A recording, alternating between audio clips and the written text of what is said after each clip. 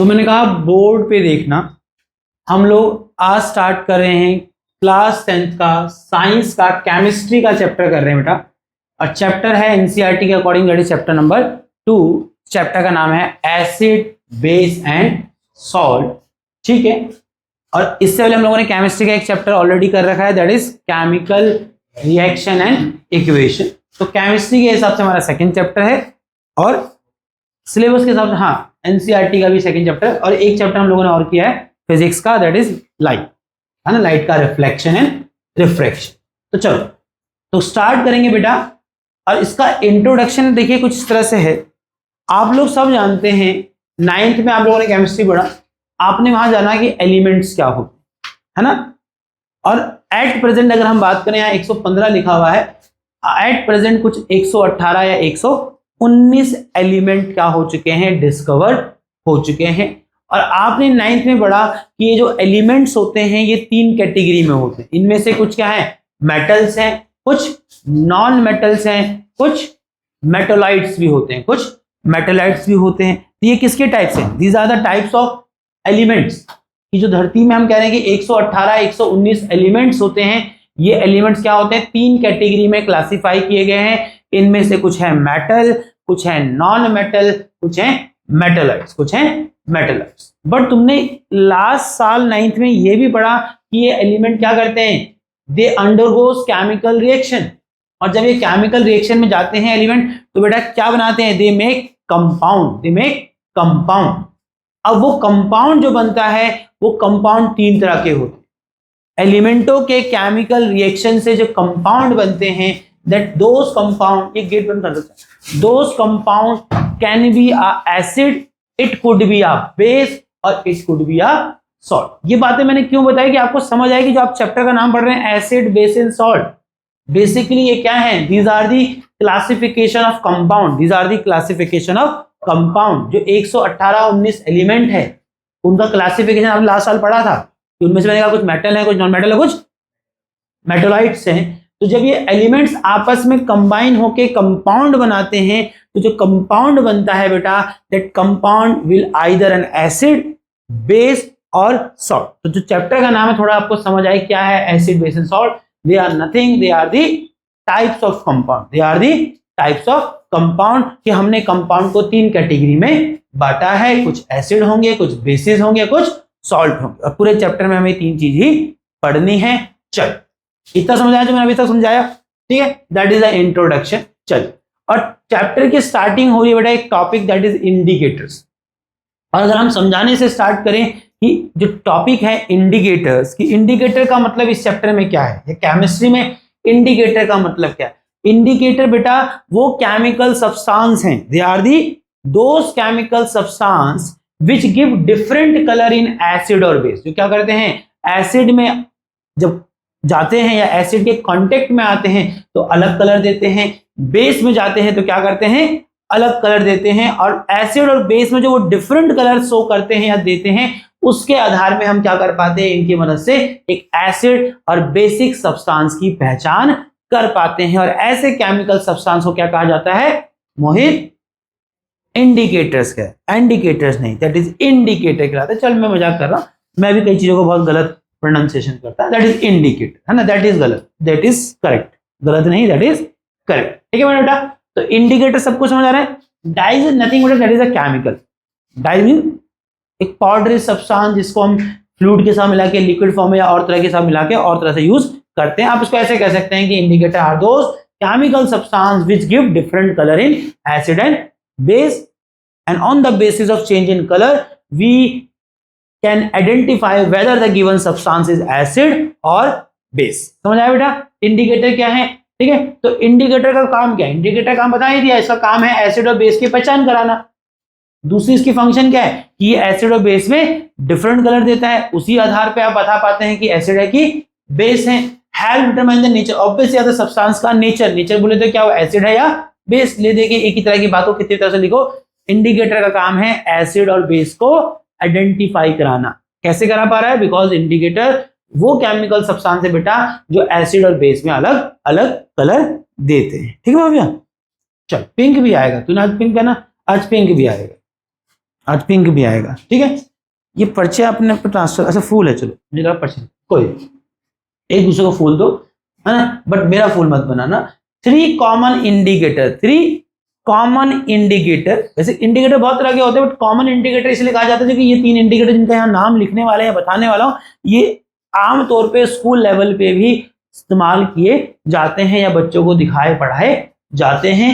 तो 3 common indicator जो आपके सिलेबस में है, जो आपको पता होने चाहिए, वन इज लिटमस, दूसरा है बेटा मिथाइल ऑरेंज, एंड तीसरा है फिनॉल फेथिलीन, फिनॉल फेथिलीन। और यहां मैं कहूंगा कि मेरे पे थोड़ा ट्रस्ट कम करना, उसका प्रोनाउंसिएशन देख लेना, बट मेरे according that is phenolphthalein, phenolphthalein, ठीक है मेरे दोस्त मोहित, ठीक है। मेरे पे भी इतना ट्रस्ट नहीं करना, तो कभी कभार मेरा भी अंग्रेजी इतना ना, मैं अंग्रेजी का विद्यार्थी नहीं है दोस्त, मैं साइंस का विद्यार्थी हूं, है ना, ठीक है।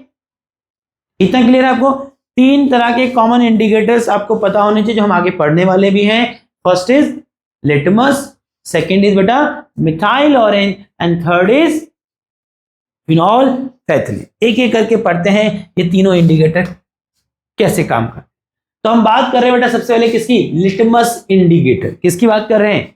हमारा पहला indicator that is litmus indicator. अगर मैं बात करूं लिटमस इंडिकेटर की, तो याद रखिए कि लिटमस इंडिकेटर एक नेचुरल इंडिकेटर, नेचुरल इंडिकेटर का मतलब समझ लो कि इसका जो केमिकल सब्सटेंस आ रहा है वो किसी नेचुरल सोर्स से आ रहा है, किसी नेचुरल सोर्स है। इंडिकेटर क्या कहते हैं? केमिकल सब्सटेंस जो एसिड और बेस में क्या करते हैं बेटा?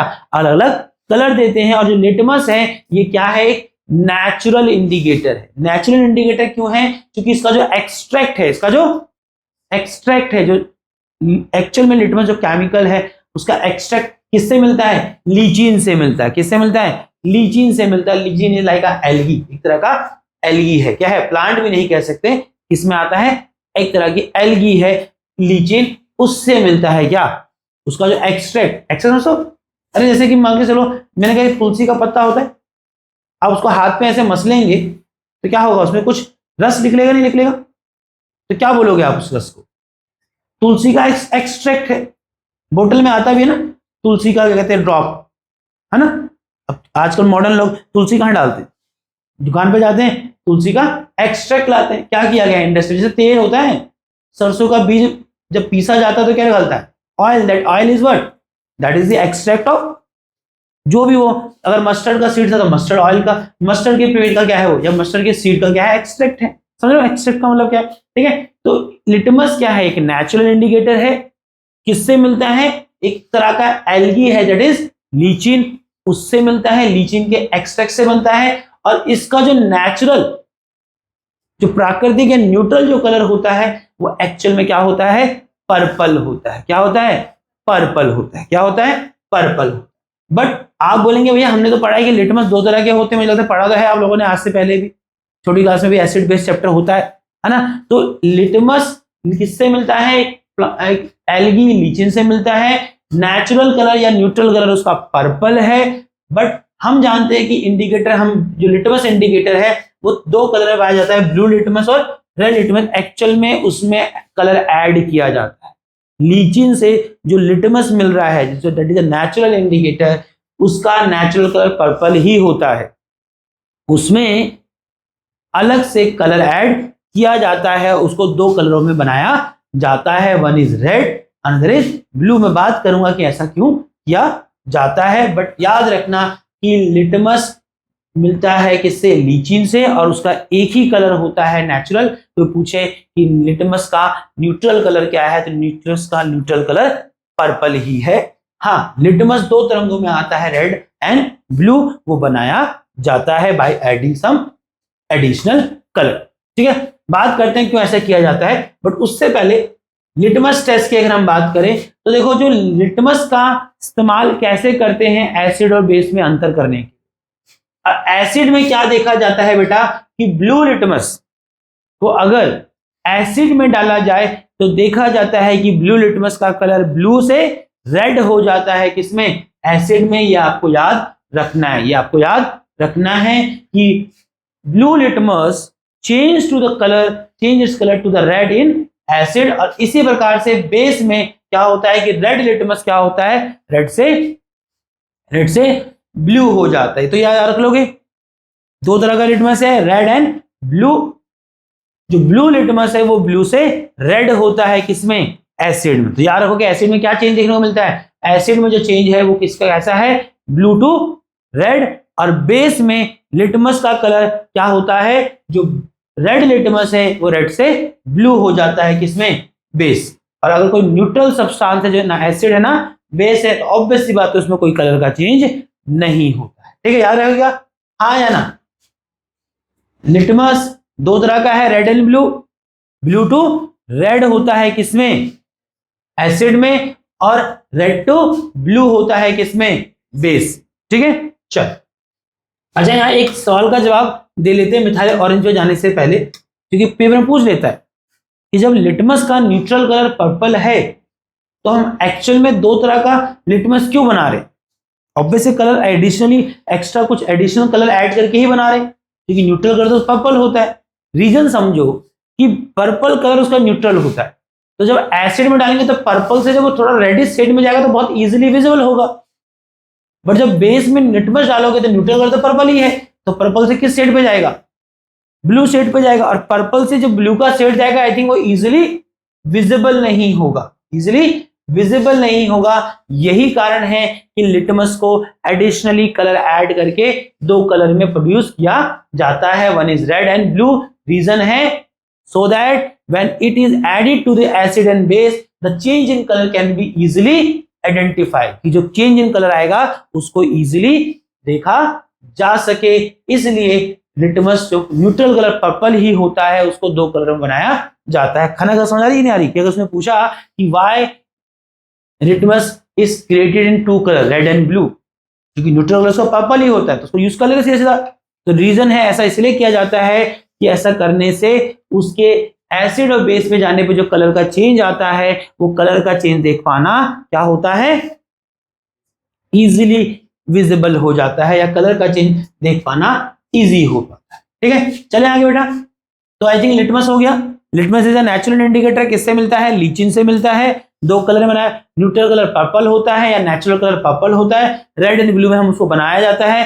रेड से वो ब्लू होता है किसमें, बेस में, और ब्लू से रेड होता है किसमें, एसिड। ठीक है, चल दूसरा जो इंडिकेटर हम पढ़ रहे हैं बेटा, दैट दूसरा इंडिकेटर इज मिथाइल ऑरेंज। और ध्यान रखना है मिथाइल ऑरेंज एक नेचुरल इंडिकेटर नहीं है, ये एक सिंथेटिक इंडिकेटर है। क्या है ये, सिंथेटिक इंडिकेटर है जो आर्टिफिशियली बनाया जाता है।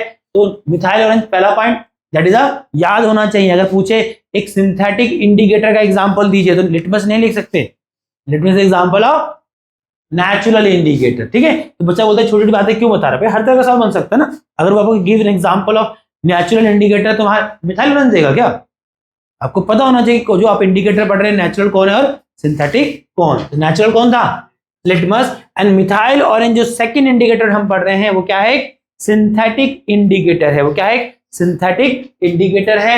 न्यूट्रल कलर उसके नाम से ही समझ आ रहा होगा, मिथाइल ऑरेंज उसका नाम रखा गया है। तो भाई का जो न्यूट्रल कलर होता है बेटा वो क्या होता है, ऑरेंज होता है। क्या होता है न्यूट्रल कलर, ऑरेंज कलर इसका न्यूट्रल होता है। और ये आपके लिए टेबल बनाया गया है, याद करना है आपको कि मिथाइल ऑरेंज एसिड में जब डाला जाता है तो उसका जो न्यूट्रल कलर ऑरेंज है वो ऑरेंज से क्या हो जाता है, रेड हो जाता है। तो याद रखिए कि methyl orange which is orange in color when added to an acid its color change to the red। तो उसका कलर किसमें चेंज होता है भाई, रेड। ऑरेंज होता है सबको पता है, नाम में दिख रहा है। ठीक है, और बेस में क्या होता है बेटा, जब मिथाइल ऑरेंज को बेस पे डालते हैं तो कलर ऑरेंज से येलो हो जाता है। याद कीजिएगा, एक आधा नंबर में काम आता है, हर चीज पढ़नी चाहिए, है ना मोहित।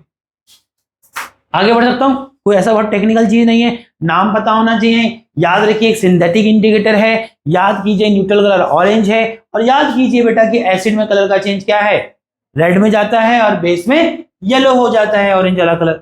बात कर रहे हैं अपने तीसरे इंडिकेटर दैट इज फिनोल्फेथिलीन।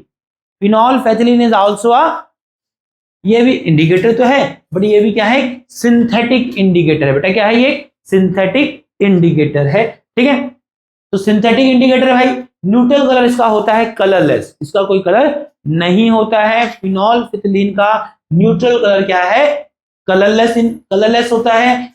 अब ये आपको याद रखना है कि एसिड में जब फिनोल्फेथिलीन डाला जाता है तो कोई कलर का चेंज नहीं होता है, वो कलरलेस का कलरलेस ही रहता है। बट वहीं भव्य, जो तुमने ड्रेस पहना है, तुमने कहा था पिंक है ना, तो मैं तुम्हारे बोले पे ही जा रहा हूँ, ठीक है। कोई बच्चा चिल्लाना मत कि ये पिंक नहीं है, इसने मुझे बोला था पिंक है, मुझे भी लगता है पिंक ही है।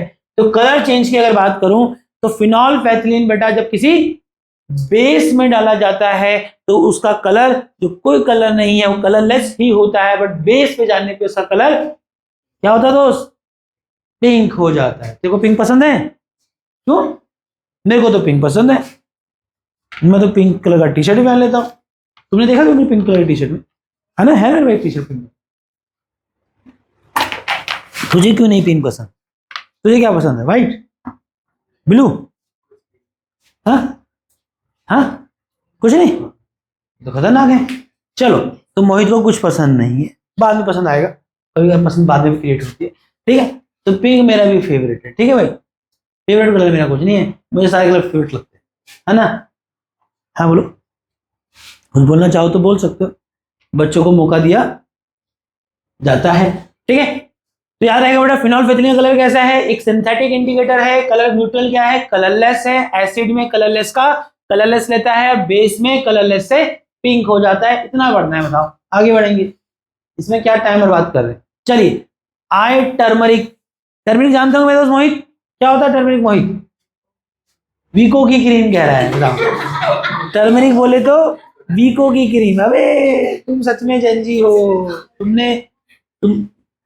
तुम जेनजी ही हो बेटा, और Gen Z is not in positive, ये सब मत करो। वीको टर्मरिक क्या कर रहा है बे?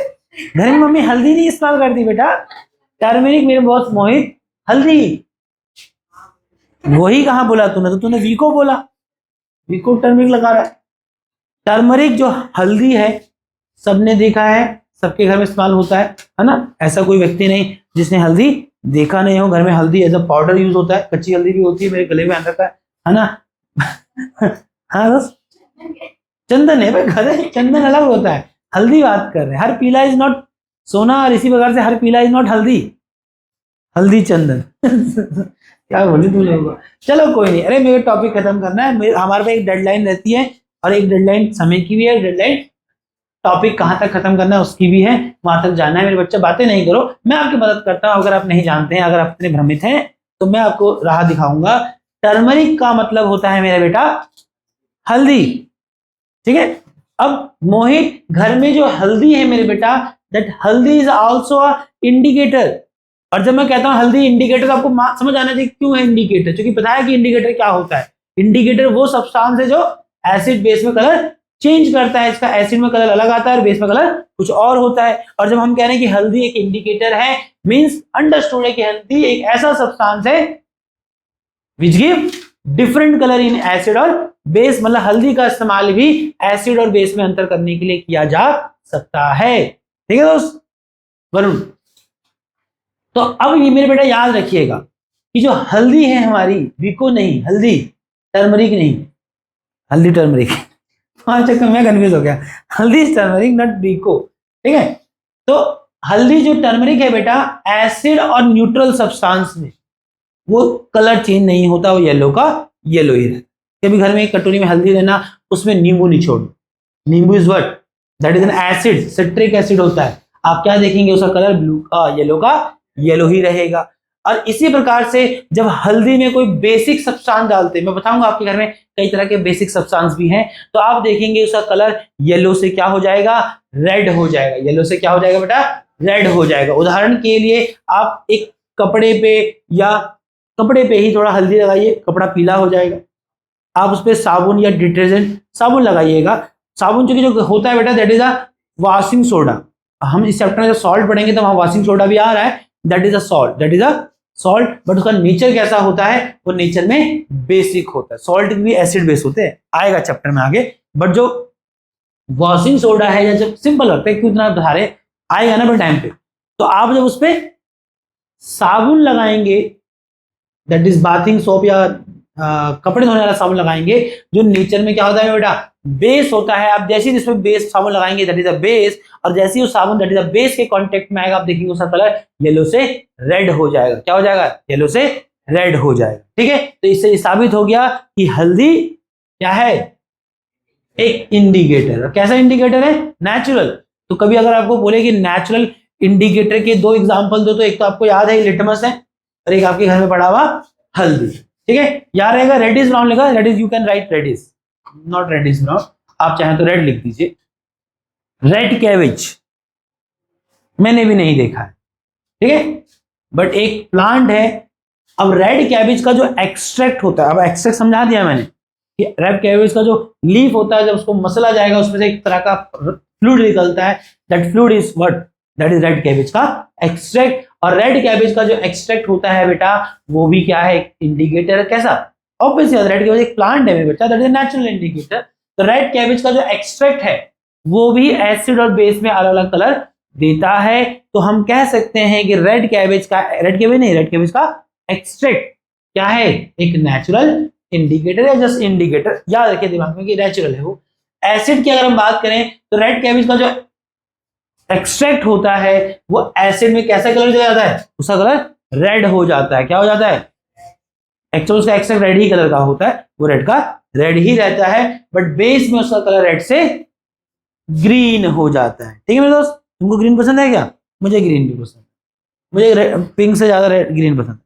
ठीक है, चलो मैं से मजाक कर रहा हूं, आप कैसे भी करिए याद रखिएगा, आप कैसे भी करिएगा आपको देखो याद रखना, क्योंकि बहुत सारे इंडिकेटर्स हो गए ना, लिटमस है उसमें अलग थोड़ा सा है, फिर मिथाइल ऑरेंज है, फिर फिनोल्फेथिलीन है, फिर आपका टर्मरिक आ गया, फिर आपको रेड कैबेज भी याद करना, तो ये सब आपके सिलेबस में है। तो ये सारी बातें आपके दिमाग में तरीके से होनी चाहिए, मतलब आपको कंफ्यूजन नहीं होनी चाहिए कि पता लगा मैंने बोला कि मिथाइल ऑरेंज का कलर का चेंज बता एसिड में, बता अभी बढ़ाया, मिथाइल ऑरेंज का कलर का चेंज एसिड में क्या है, ऑरेंज से रेड, ऑरेंज से रेड, बेस में ऑरेंज से येलो। ठीक है, तो मैं कह रहा हूं कि तरीके से फुर्सत में पढ़िएगा, जल्दबाजी नहीं कीजिए। इसी तरह से रेड कैबेज एक बार बोल के निकल लेते, आगे जाएंगे। रेड कैबेज का जो एक्सट्रैक्ट है that is a natural indicator, acid में रेड रहता है और बेस में ग्रीन हो जाता है। ये मेरे बच्चा याद कर लेना, मैं एक्चुअल में ये चाहता हूं। ठीक है, चलो आगे बढ़े दोस्त। अब आ गया ऑल्फैक्टरी इंडिकेटर्स। क्या होता है ऑल्फैक्टरी इंडिकेटर, मैं बताऊंगा क्योंकि आपने अभी तक पढ़ा नहीं। देखो मेरे दोस्त खाना, ऑल्फैक्टरी इंडिकेटर बेटा वो इंडिकेटर्स हैं, या मैं कहूं कि वो सब्सटेंस हैं जो एसिड और बेस में अपनी स्मेल चेंज कर देते, जिनकी स्मेल में चेंज आता है कि नहीं। एक सवाल भी आता था एक जमाने तक कि बच्चा या कोई कैंडिडेट क्या है, ब्लाइंड है, तो how he can detect the substance given to him या हर इज अ एसिड और बेस। ऑब्वियस सी बात है वो इंडिकेटर का इस्तेमाल नहीं कर पाएगा, है ना, क्योंकि ऑब्वियस सी बात है वो, है ना, नहीं देख पाएगा, है ना। तो उसके लिए वो क्या इस्तेमाल कर सकता है, ऑल्फैक्टरी इंडिकेटर। क्योंकि ऑल्फैक्टरी इंडिकेटर्स क्या है, ये भी इंडिकेटर, इनकी मदद से भी हम एसिड और बेस में अंतर कर सकते हैं, बट किस आधार पे, उस सब्सटेंस की स्मेल में किस प्रकार का चेंज आया उस आधार पे। तो olfactory indicator are those indicator which whose smell changes when it came in the contact of acid or base। और आपके सिलेबस में आपको दो ऑल्फैक्टरी इंडिकेटर्स हैं, that is one is onion and another is vanilla, onion and vanilla दोनों ही क्या है, olfactory indicator. अब मैं थोड़ा सा बता दूं, देखो अनियन की अपनी एक खास कैरेक्टरिस्टिक स्मेल होती है ना, विशेष स्मेल होती है। आई थिंक कहीं पर अगर अनियन की स्मेल, कहीं अनियन कट रहा होगा तो आई थिंक आप उसकी स्मेल करके ही बता देंगे कि अनियन है, कोई दूर दूर तक कंफ्यूजन होती है क्या, क्योंकि अनियन की अपनी एक विशेष खास स्मेल है। उसको अंग्रेजी में क्या बोलोगे, विशेष खास का मतलब होता है has a unique characteristic smell, या जस्ट कैरेक्टरिस्टिक स्मेल लिखिए कि onion has a its own characteristic smell, ऐसा स्मेल और किसी का नहीं होता है। सेम विद वनीला, वनीला का एक जो प्लांट होता है उस प्लांट के एक्सट्रैक्ट से वनीला निकलता है। आई थिंक वनीला सबने स्मेल किया होगा, देखा तो नहीं होगा, वनीला वाली आइसक्रीम आती, तो वनीला आइसक्रीम खरीदो और उसको मतलब उसको स्मेल करो, तो जो स्मेल आती है that is the smell of vanilla. अब वनीला क्या है, एक प्लांट होता है, उस प्लांट के एक्सट्रैक्ट से वो निकाला जाता है, वो जो स्मेल तुम्हें दिखती है ना, फ्लेवर भी होता हो क्या पता कि नहीं। अच्छा, तो अनियन हो या वनीला हो, दोनों की क्या है, अपनी एक खास कैरेक्टरिस्टिक स्मेल है। अब क्या देखा जाता है, दोनों के लिए ही बोलता हूं, दोनों में कोई अलग अलग नहीं है। जैसे अनियन की बात करते, अब अनियन में अगर आप क्या करेंगे, एक एसिड डालेंगे। That acid could be N acid, it could B hydrochloric acid, sulphuric acid, कोई भी एसिड डालिए। आप क्या देखेंगे कि जब एक अनियन में एसिड डाला जाता है तो वो अपनी कैरेक्टरिस्टिक स्मेल लूज नहीं करता है, वो अपनी कैरेक्टरिस्टिक स्मेल लूज नहीं करता है। बट वहीं उस अनियन में आप जब बेस डालेंगे, मैं 2-3 बेस के नाम ले लेता हूं, लाइक कि जैसे कि सोडियम हाइड्रोक्साइड, सोडियम हाइड्रोक्साइड, आप क्या देखेंगे जैसे ही अनियन एक बेस के साथ जाएगा, it lose its characteristic smell, वो अपनी वो विशेष जो गंध है, स्मेल है, वो गवा देता है। तो दोनों में अलग अलग बिहेव कर रहा है कि नहीं कर रहा, और इस आधार पे आप अनियन का इस्तेमाल कर सकते हैं एसिड और बेस को टेस्ट करने की, कि अगर अनियन ने किसी सब्सटेंस में डाला और अपनी कैरेक्टरिस्टिक स्मेल लूज नहीं किया, तो ऐसा अनियन किसमें करता है, एसिड में करता है। Then in that case the substance is acid. और अगर आपने किसी सब्सटेंस में क्या डाला, अनियन या अनियन का एक्सट्रैक्ट डाला, और आपने देखा कि उसने अपनी स्मेल को लूज कर दिया, इन that case the given substance is base. ठीक है, और वनीला कोई अलग नहीं है, वनीला का नाम ही अलग है, मतलब अलग है, बट कम से कम वो बिहेव अनियन की तरह ही कर रहा है, कि वनीला भी क्या कर रहा है, जब एसिड में जाता है तो अपनी कैरेक्टरिस्टिक स्मेल लूज नहीं करता है। बट वनीला भी जब किसी बेसिक सब्सटेंस में जाएगा, या वनीला में आप कोई बेसिक सब्सटेंस डालेंगे, तो it lose its characteristic smell, वो अपनी खास सुगंध या गंध गवा दे। ठीक है, अब प्याज खाते हो सलाद में, दैट इज गुड, बट जब प्याज खाते हो तो प्याज का स्मेल आता है नहीं आता, है ना, तो कायदे से आपको ब्रश कर लेना चाहिए। तो ये टूथपेस्ट आप यूज करते हैं, toothpaste is nothing, that is बेटा बेसिक सब्सटेंस, है ना, है कि नहीं। उसी प्याज को काट के जब नींबू निचोड़ते हो तो उस प्याज का स्मेल आता है, आता नहीं आता। अब तुम्हें ये सब तुमने देखा हुआ है कि नींबू, अरे सलाद हम काटते हैं, प्याज कटता है, मम्मी काटती है, हम तो खाते हैं, है ना, पापा प्याज काटते हैं, है ना, कुछ काम पापा भी करते हैं, सलाद है पापा काटते हैं, ठीक है, नींबू भी डाला जाता है, हमको जैसे मतलब वैसे डालते, बट नींबू निचोड़ जाता है। बट तुम जब उसमें नींबू डालते तो क्या प्याज अपनी स्मेल लूज करता है, नहीं करता। अब जानते उसकी स्मेल वैसी की वैसी बरकरार रहती है। आपने जाना क्यों, क्योंकि आपने पढ़ा कि अनियन एक ऑल्फैक्टरी इंडिकेटर है, वो एसिड में अपनी स्मेल लूज नहीं करता, है ना।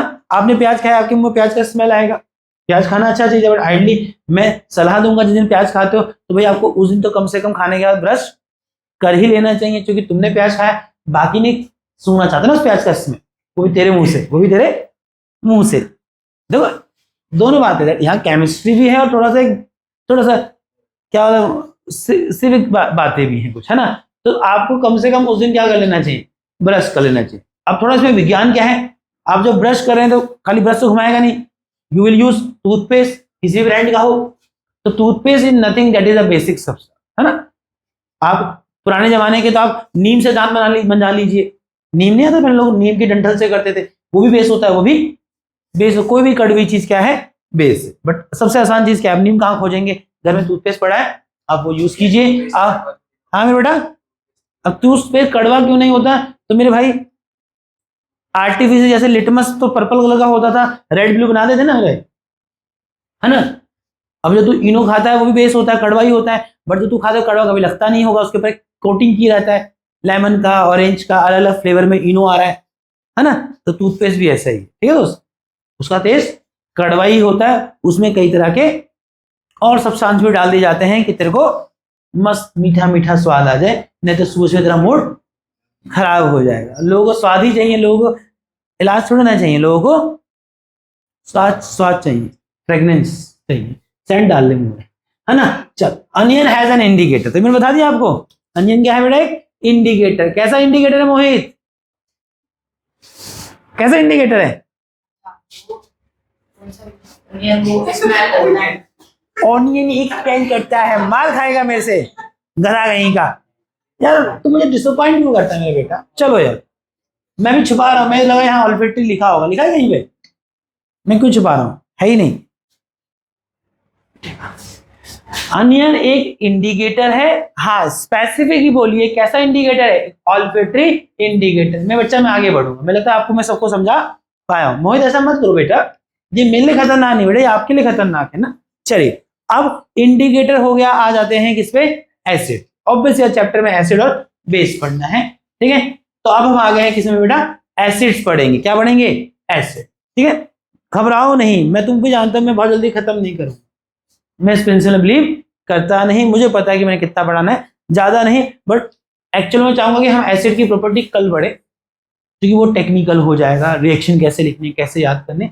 बट कम से कम जो थ्योरेटिकल वाला पार्ट है एसिड का, वो आज हम कवर करेंगे, क्योंकि फिर कल वो इतना भी घिचपिच नहीं होगा। फिर नहीं तो कल और लंबी क्लास हो जाएगी कि अगर हम टारगेट ना लेंगे नहीं पूरा एसिड तो एक ही बार में खत्म करेंगे, तो वो भी बड़ा हेक्टिक हो जाए। ठीक है, चल, तो कम से कम एसिड का जो थ्योरेटिकल वाला पार्ट है वो आज कवर कर सकते हैं। उसकी जो केमिकल रिएक्शन है, एसिड की केमिकल प्रॉपर्टीज है, वो हम कल पढ़ेंगे, क्योंकि वहां सच में कुछ बहुत कुछ बताने सिखाने का भी है। चल, तो बात करते हैं एसिड्स क्या है।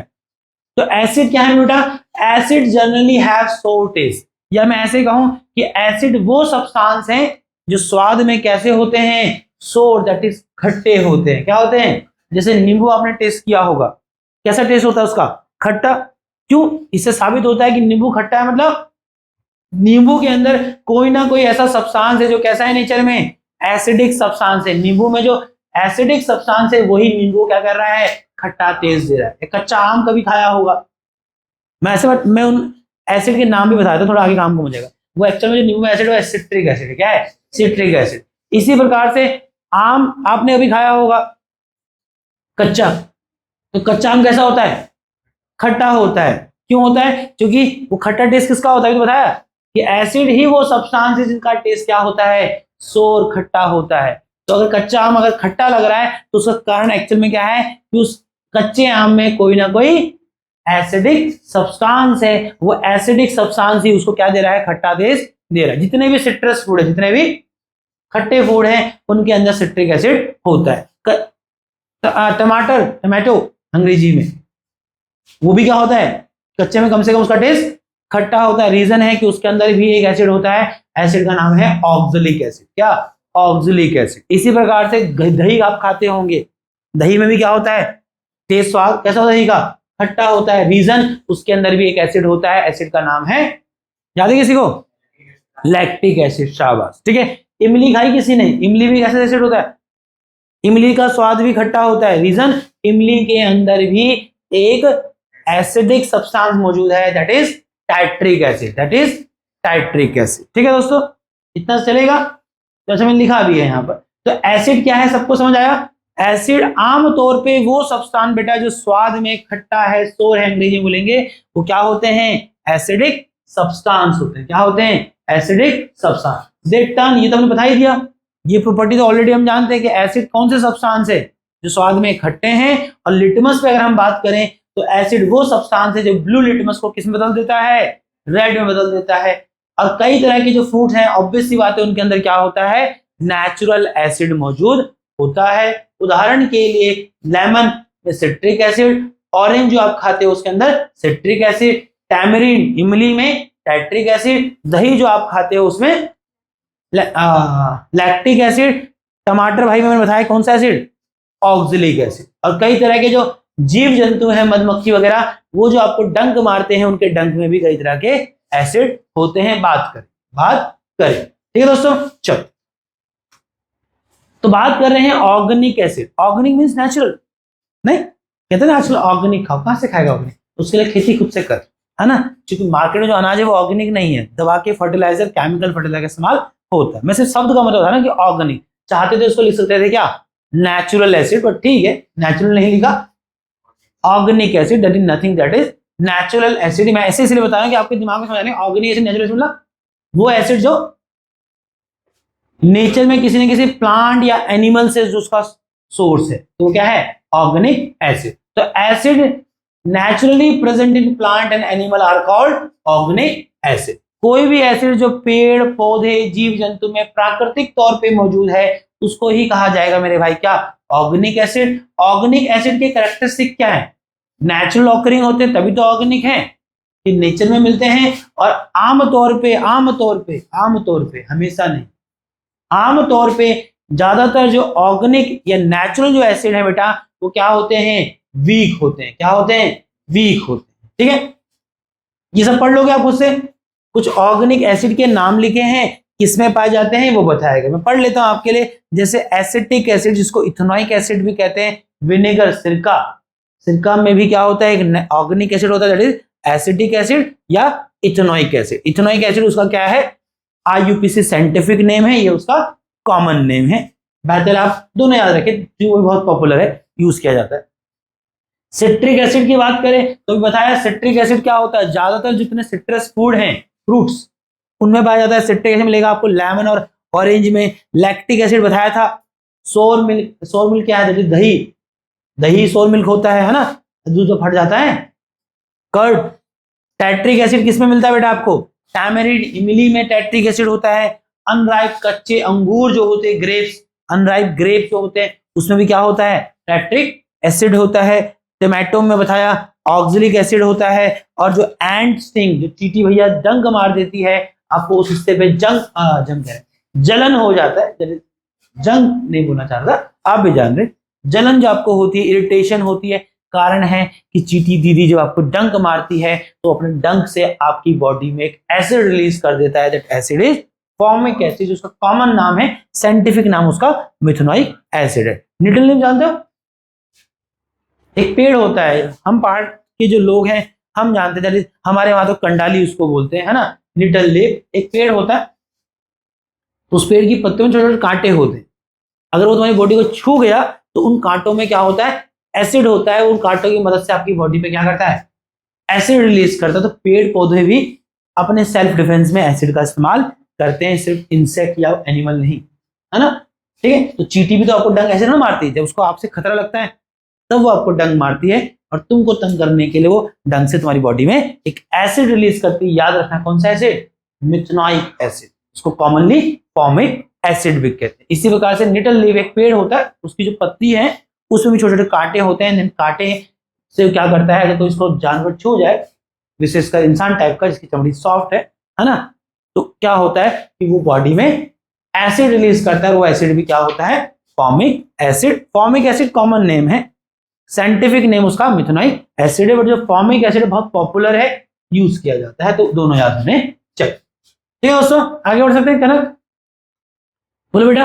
अब आगे मिनरल एसिड, नाम से समझ आ रहा है, धरती पे जो मिनरल्स मिल रहे हैं, एलिमेंट्स, उनकी मदद से जब हम खुद से इंडस्ट्री में क्या बनाते हैं, एसिड बनाते हैं, तो उनको क्या कहेंगे, they are the mineral acid. आप चाहते तो कह सकते थे सिंथेटिक, मतलब मन में बोलिएगा, बट जो शब्द यूज किया था that is mineral acid, but आप मन में कह सकते हैं दे आर आर्टिफिशियल एसिड, या कह सकते हैं दे आर मैनमेड एसिड, या कह सकते हो दे आर सिंथेटिक एसिड। तो नाम से ही समझ रहा, मिनरल एसिड। तो मिनरल तो हम खुद से बना नहीं सकते, तो नीचे में बनते हैं, बट धरती में जो मिनरल्स मिल रहे हैं, डिफरेंट तरह के एलिमेंट्स, उनको मिला के जो उनकी मदद से जो हम एसिड बनाते हैं खुद से, उनको कहते हैं बेटा क्या, मिनरल एसिड। क्या कहते हैं उनको, मिनरल एसिड।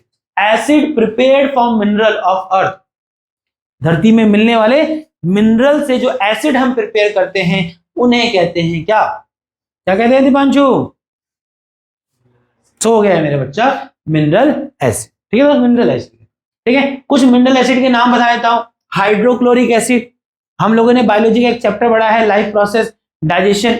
अब वैसे तो देखो HCl हमारी बॉडी में मिलता है, आपने पढ़ा ना कि हमारा जो स्टमक गैस्ट्रिक जूस रिलीज करता है, उस गैस्ट्रिक जूस में 3 कंपोनेंट होते हैं, है ना, HCl, पेप्सिन एंड म्यूकर। बाकी दो को छोड़ो, बट HCl पे बात करें तो देखो HCl तो नेचुरली भी होता है, बट HCl एक ऐसा एसिड भी है जिसको आज की डेट में हम लोग आर्टिफिशियली भी बनाते हैं, ठीक है। तो इसलिए किसमें डाला उसको, mineral acid. Sulphuric acid that is H2SO4 बेटा क्या है, मिनरल एसिड है। Nitric acid HNO3 that is also mineral acid. Mineral acid हो गया ना बच्चा, कि वो एसिड जो हम धरती में पाए जाने वाले मिनरल्स की मदद से खुद से बनाते हैं, they are mineral acid. Mineral acid are generally manufactured acid, obvious सी बात है, ये तो मैं बोल रहा हूं, ये कैसे एसिड हैं, इनको आप मैन्युफैक्चर्ड एसिड भी कह सकते हैं, जिनको आप खुद मैन्युफैक्चर कर रहे हो, किसी प्राकृतिक सोर्स बोले तो किसी प्लांट और एनिमल से ये ऑब्टेन नहीं किया जा रहा है। आमतौर पे मिनरल एसिड क्या होते हैं, स्ट्रॉन्ग होते हैं। एक एक्सेप्शन है, दैट इज कार्बोनिक एसिड। एक एक्सेप्शन है carbonic acid. Carbonic acid is a mineral acid, but mineral acid होने के बावजूद भी बाकी मिनरल एसिड की तरह स्ट्रॉन्ग नहीं होता। साधारण तौर पे जो मिनरल एसिड होते हैं बेटा वो स्ट्रॉन्ग होते हैं। क्या होते हैं, स्ट्रॉन्ग। एक एक्सेप्शन याद रख लेना, carbonic acid that is a mineral acid but it is a weak acid. क्या है वो, वीक है, ठीक है। चल बात कर रहे हैं concentrated and dilute acid. Concentrated और डाइल्यूट एसिड। कि अब क्या है मतलब किसको कहेंगे कंसंट्रेटेड एसिड और किसको कहेंगे क्या डाइल्यूट एसिड। वैसे आपने वर्ड पढ़ा है कंसंट्रेशन 9th में, है ना, एक चैप्टर था ना जहाँ सॉल्यूशन सोल्युबिलिटी ये सब पढ़ रहे थे, तो वहां कंसंट्रेशन ऑफ सॉल्यूशन भी पढ़ा था, बट चलो उधर नहीं जाएंगे। कंसंट्रेटेड एंड डाइल्यूट एसिड क्या है, तो पहले बात करें बेटा कंसंट्रेटेड एसिड किसे कहा जाता है। कंसंट्रेटेड एसिड क्या है बेटा, a concentrated acid is one which contain the minimum possible amount of water in it.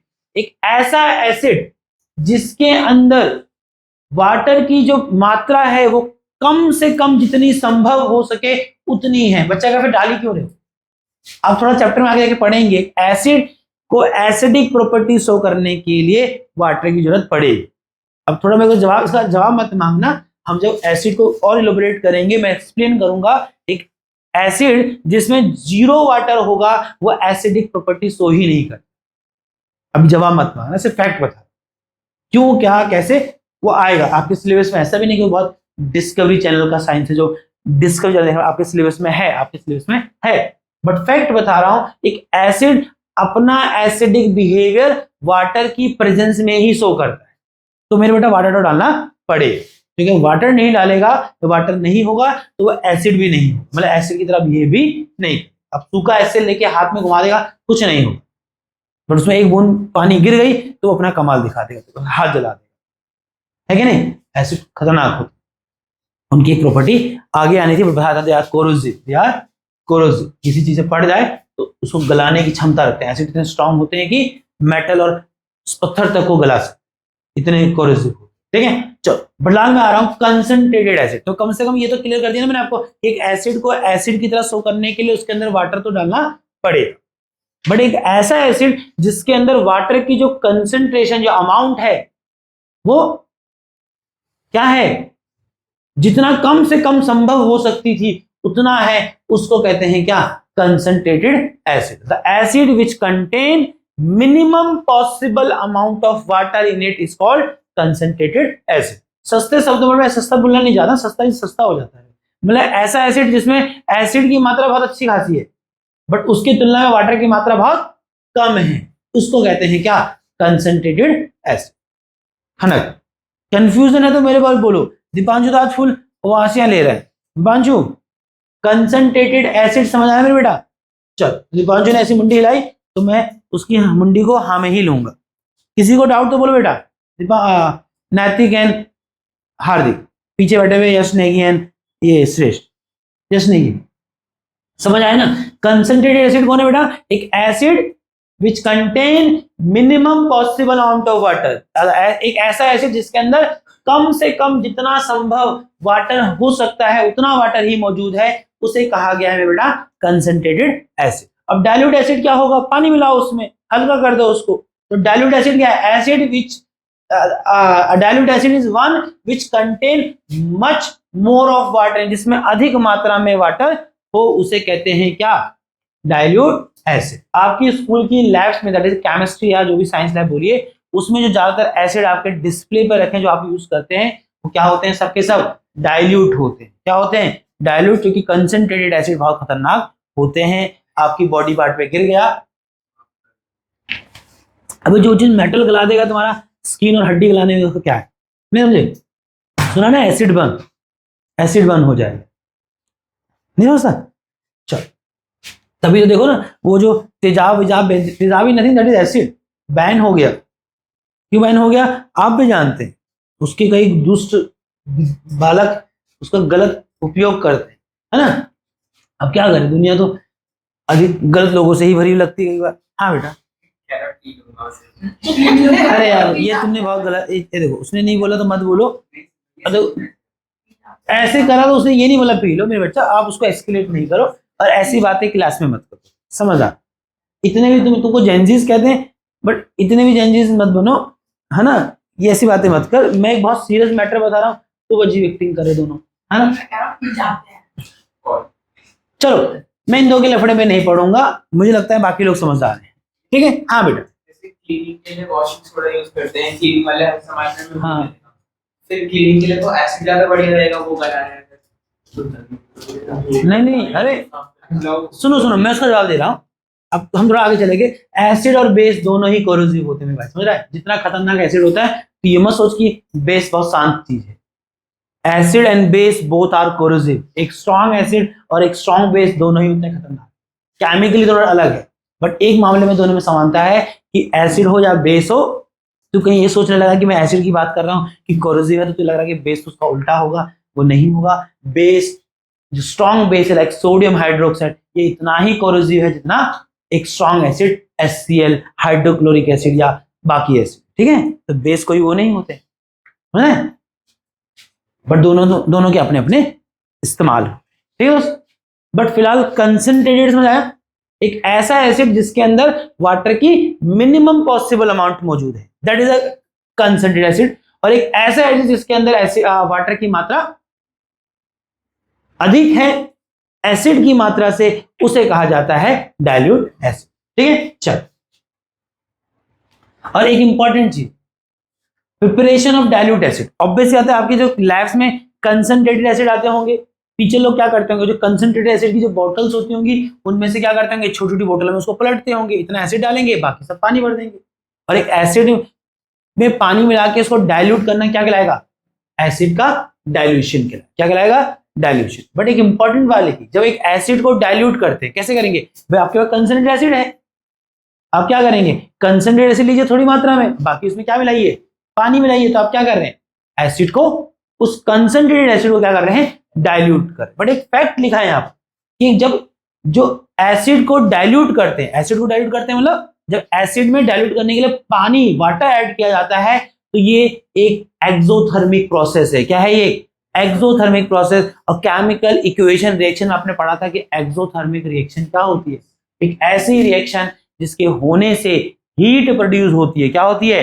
Heat produce होती है, उसे कहते हैं एक्सोथर्मिक रिएक्शन, ठीक है? और ये फैक्ट याद रखिए, during the dilution of acid. और जब मैं कहता हूं during the dilution of acid, तो आप जान रहे हैं मैं किसकी बात कर रहा हूं, कि जब एक एसिड में हम उसको डाइल्यूट करने के लिए वाटर ऐड करते हैं, तो बेटा इस दौरान अच्छी खासी मात्रा में, यशिका खनक, अच्छी खासी मात्रा में बेटा हीट पैदा होती है। तो इसलिए ये प्रोसेस खतरनाक हो जाता है, बहुत सावधानी बरतनी पड़ती है। हम बात करेंगे क्या सावधानी बरतनी पड़ती है, बट मुझे पहले हामी जो भरो कि कंसंट्रेटेड एसिड क्या होता है, समझ आया? डाइल्यूट एसिड क्या होता है, समझ आया? और एक एसिड का डाइल्यूशन समझ आ रहा है कि नहीं आ रहा? कि कंसंट्रेटेड एसिड में वाटर ऐड करके उसको डाइल्यूट करना इज डाइल्यूशन ऑफ एसिड। और ये भी समझ आया कि जो एसिड का डाइल्यूशन किया जाता है या कंसंट्रेटेड एसिड को वाटर ऐड करके डाइल्यूट किया जाता है, तो that is a highly exothermic process. Reaction है, प्रोसेस, कुछ नया नहीं बन, सॉल्यूशन ही बन रहा है, सॉल्यूशन है मिक्सचर। तो यहाँ एक्सोथर्मिक रिएक्शन मत लिखना मेरे भाई, ठीक है? क्योंकि तुमने तो एक्सोथर्मिक रिएक्शन ही पढ़ा ना, वो रिएक्शन थी, दैट इज अ प्रोसेस। आप एसिड और वाटर मिला लो, कुछ नया नहीं बन रहा है, वो एसिड का ही घोल बन रहा है, दैट इज अ सॉल्यूशन। और आई थिंक 9th में पढ़ा, solution is not compound. Compound जब बनते हैं तो रिएक्शन होती है, मिक्सचर बन रहा है, मिक्सचर में कोई रिएक्शन नहीं होती, ठीक है? तो एक्सोथर्मिक क्या बोलोगे छोटी? रिएक्शन नहीं है यहाँ पर, एक्सोथर्मिक प्रोसेस। ये प्रोसेस ही है ना, बट ये रिएक्शन नहीं। बट कैसा प्रोसेस है ये? क्या है? एक्सोथर्मिक। इस प्रोसेस के होने से अच्छी खासी हीट पैदा होती है। गोल्डन रूल क्या है कि जब भी एक एसिड को डाइल्यूट करेंगे तो हमेशा ऐड करेंगे एसिड को वाटर में। क्या करेंगे? आप क्या करेंगे? अगर आपको एक एसिड को डाइल्यूट करना है तो आप टेस्ट ट्यूब में पहले क्या ले लेंगे? क्या ले लेंगे? वाटर लेंगे। क्या लेंगे? वाटर लेंगे। क्या लेंगे? वाटर लेंगे। देखो ना, acid always add acid to water. हमेशा क्या करना है? जब भी एक एसिड को डाइल्यूट करोगे तो एसिड को वाटर में डालोगे, ना कि वाटर को एसिड। बच्चा का क्या है? दोनों को मिलाना है, किसी को मिलाना? अब बता समझाएंगे ना मेरे को। तो आपको हमेशा क्या करना है? वाटर लेना है और उस वाटर में क्या ऐड करना है? एसिड ऐड करना है। क्यों? समझना। अब तुम्हारी बात सही है कि तू एसिड में वाटर मिला या वाटर में एसिड मिला, डाइल्यूट करने के लिए हीट तो पैदा होगी। इसमें क्या अलग हो रहा है? बट जरा समझना मेरे बच्चा, ऐसा क्यों किया जाता है? उल्टा सोचते जरा। अगर मैंने टेस्ट ट्यूब लिया और उस टेस्ट ट्यूब में मैंने एसिड डाल दिया, ठीक है, और फिर मैं एक बीकर में क्या कर रहा हूं, एक दूसरी टेस्ट ट्यूब में मैंने क्या लिया? वाटर लिया। धीरे करके मैं वाटर डाल रहा हूं। अब जैसे ही वाटर का पहला ड्रॉप गिरेगा तो एसिड और बेस कांटेक्ट में आएगा। अच्छी खासी हीट पैदा होगी। अब यहां अधिक मात्रा में क्या है, एसिड, हीट अच्छी खासी पैदा हुई, और एसिड का स्वभाव नहीं है हीट को एब्जॉर्ब करने का।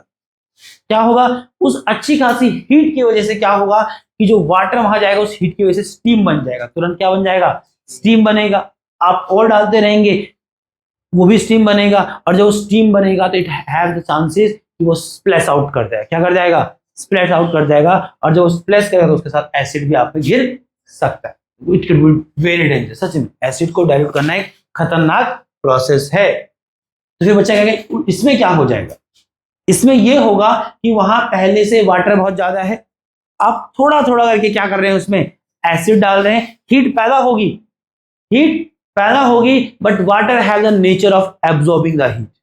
और वाटर क्या करेगा, हीट जो पैदा होगी उसको एब्जॉर्ब करेगा, और वो हीट एब्जॉर्ब करके कहाँ आएगी, टेस्ट ट्यूब की वॉल पे आएगा और एटमॉस्फेयर को रिलीज हो जाएगी। और इस तरह से हीट तो पैदा होगी, बट वो हीट खतरनाक नहीं होगी आपके लिए। समझ आ रहा है कि नहीं यार बच्चों लोग, कनक? अरे आपको अंतर समझ आया मैं बेटा क्या बोलना चाह रहा हूँ? ये लिखने को आता है, मैं बात करूँ कैसे लिखना है, बट कम से कम मैं जो बात बोल रहा हूँ आपको बात जस्टिफाई हो रही कि नहीं हो रही, इसको कैसे लिखना बात कर लूंगा आपके साथ कि नहीं। तो गोल्डन रूल क्या है, while dilution acid it is always recommended, it is always recommended, ये हमेशा सलाह दी जाती है जब भी एक एसिड को डाइल्यूट करोगे, always add acid to the water, not water to the acid.